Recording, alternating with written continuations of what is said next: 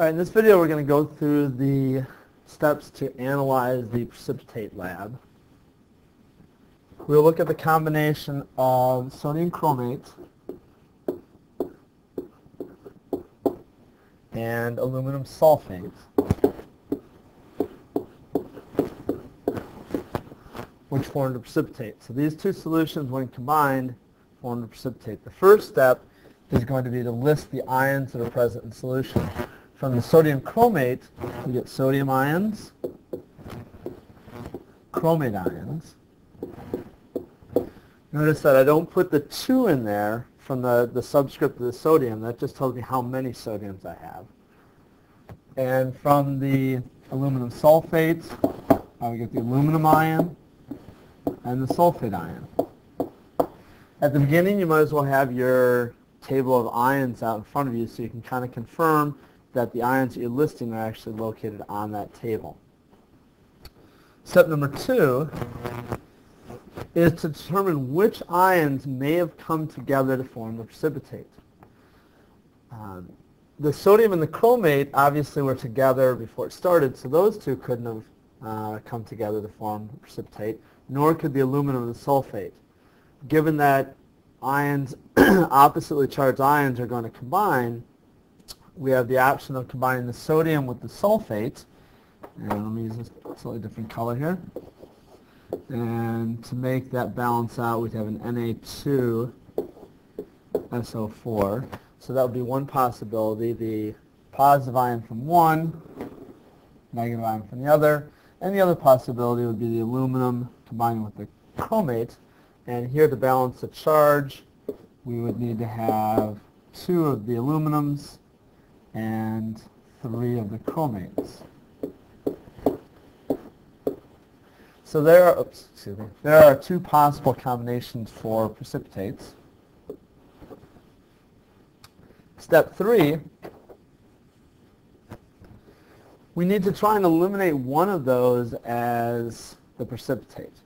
Now, there's a possibility that both of them might have formed precipitates, but if we can, we want to eliminate one. Remember that the 3 ways that we do this are: 1, common knowledge.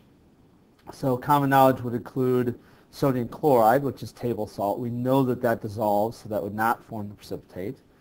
We can also use the one that nitrates, the NO3 minus ion.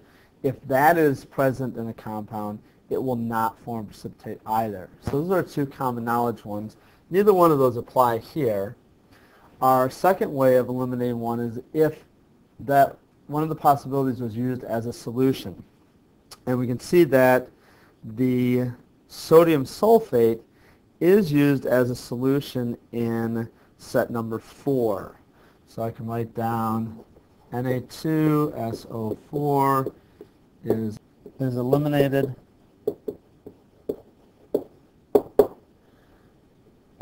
used as a solution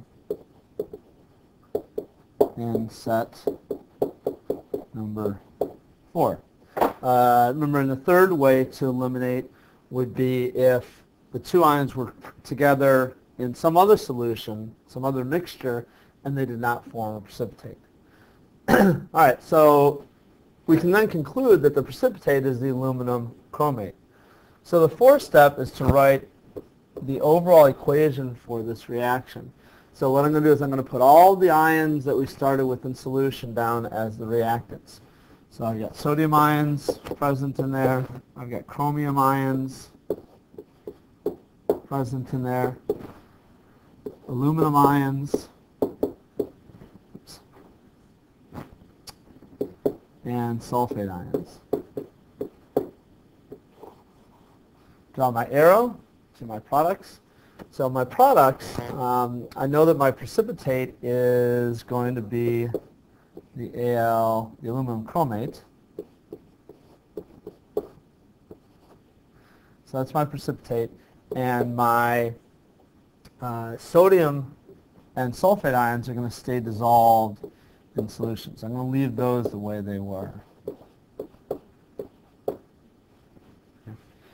Now, we need to fill in the state of matter for all of these things. So the ions are all present as solution, in solution, so they're all aqueous, AQ. Right, so anytime you have an ion, you know you can put an AQ by it. And obviously then the two ions that came together form the precipitate, which is a solid.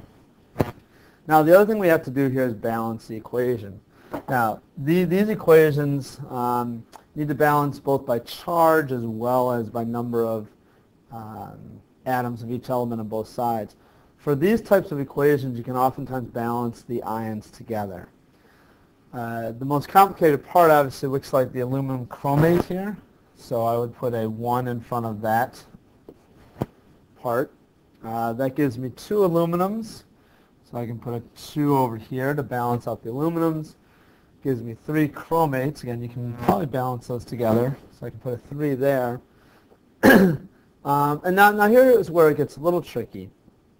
If I look back up at my ions I started with, up at the top here, I have 2 sodiums for every 1 chromate. So I have to maintain that ratio down here at the bottom. So I have 3 chromates. So that's going to mean I'm going to need 6 sodiums present there to balance out the chromiums that were present in the beginning part. So this is a little bit different than how we balanced equations before.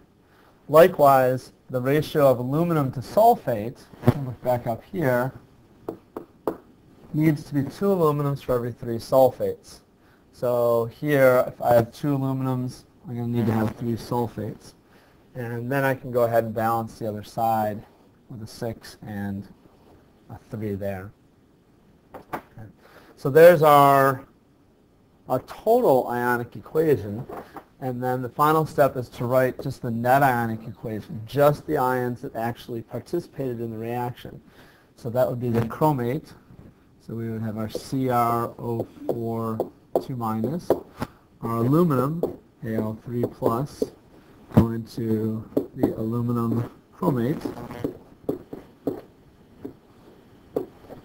and solid aqueous, and then we just need to balance the equation. So we would do a 2 here, and a 3 here, and we would complete our balancing of the equation.